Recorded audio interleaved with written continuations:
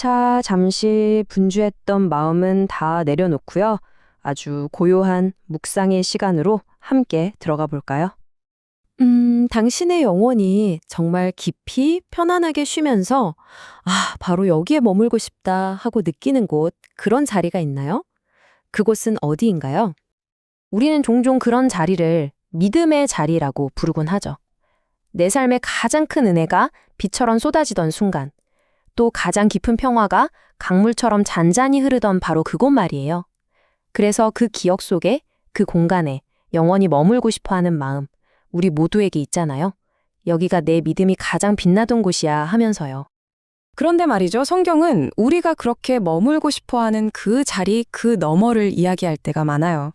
우리를 위해 예비된 또 하나의 자리가 있다고 아주 부드럽게 속삭이는 것 같죠? 그곳이 바로 우리가 돌아가야 할 곳, 우리가 보내심을 받은 자리라고 불리는 곳입니다. 이렇게 머물고 싶은 마음, 그리고 떠나야만 하는 길. 이 둘 사이에서 시작되는 한 사람의 이야기가 있습니다. 아주 오랜 시간 동안 보이지 않는 사슬에 묶여서 자기 자신을 완전히 잃어버렸던 사람이 있었어요. 그를 온통 뒤덮고 있던 그 깊고 깊은 어둠이 걷히는 순간 그는 마침내 자기 자신이라는 그 눈부신 빛을 온전히 되찾게 됩니다. 자신을 구원해준 그분을 향한 마음이 정말 주체할 수 없는 감사로 가득 찼겠죠. 그리고 그 마음은 딱 하나의 소망으로 이어졌을 거예요. 이분 곁에 머물고 싶다. 어쩌면 이건 구원받은 모든 영혼이 하게 되는 가장 자연스러운 고백 아닐까요? 이야기를 자세히 들여다보면요. 그가 그냥 부탁한 게 아니에요. 간청했다고 되어 있죠. 제발, 제발 저도 함께 가게 해주세요. 이 짧은 외침에 그의 모든 과거와 현재, 그리고 앞으로의 모든 소망이 다 담겨 있었던 겁니다. 그런데 그토록 간절한 청에 대한 대답은 우리가 전혀 예상하지 못했던 것이었어요. 처음엔 안 된다는 차가운 거절처럼 들렸을지도 몰라요.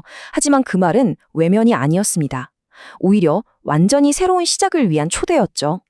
집으로 돌아가라.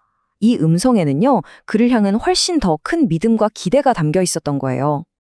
그를 떠나보낸 게 그를 제자로 생각하지 않아서가 아니었어요. 정반대였죠.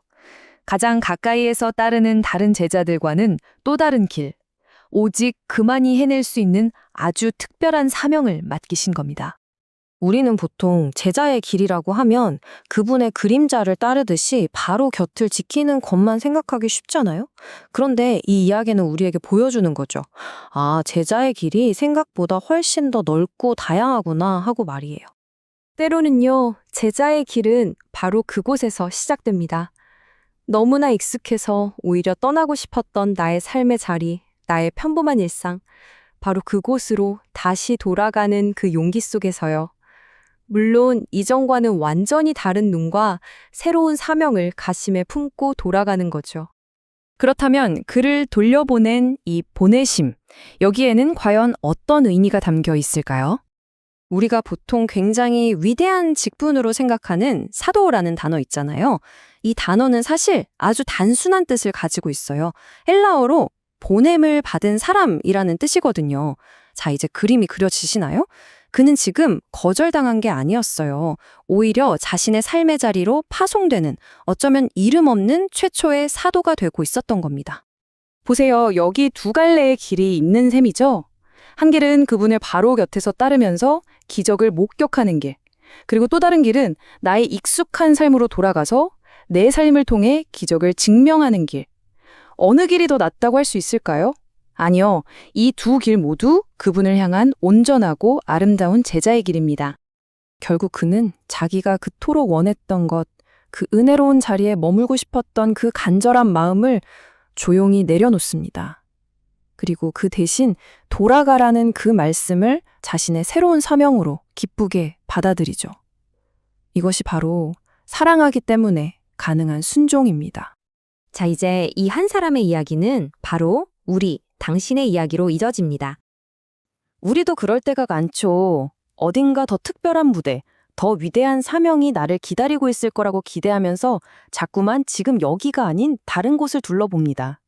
하지만 우리에게 주어진 가장 중요한 사명은요, 아주 가까이에 있어요. 바로 당신이 매일 발 딛고 서 있는 그 자리. 거기서부터 시작됩니다. 그곳은 어쩌면 당신 집의 고요한 침묵 속일 수도 있고요. 매일 부딪히는 당신 일의 그 고단함 속일 수도 있습니다. 또 매일 스쳐 지나가는 동네의 익숙한 풍경, 그리고 어제와 똑같이 반복되는 것 같은 하루의 시간들. 이 모든 지극히 평범한 공간들이 바로 당신이 보냄받은 거룩한 땅입니다. 결국 제자의 삶이라는 건 내가 얼마나 특별한 장소에 있느냐, 또 얼마나 대단한 역할을 맡았느냐로 증명되는 게 아닌 것 같아요. 그저 내가 지금 서 있는 이 자리에 나의 뜻이 아니라 그분의 보내심 때문에 서 있다는 것을 아는 마음, 바로 그 마음 하나만 있다면 당신이 어디에 있든 당신은 이미 그분의 온전한 제자입니다. 오늘 당신이 보냄받은 당신의 사명지는 어디입니까? 그리고 당신은 바로 그 자리에서 어떤 모습으로 그 사랑을 전하도록 부름받았다고 느끼시나요? 이 질문과 함께 잠시 고요히 머물러 보는 시간을 가지시면 좋겠습니다.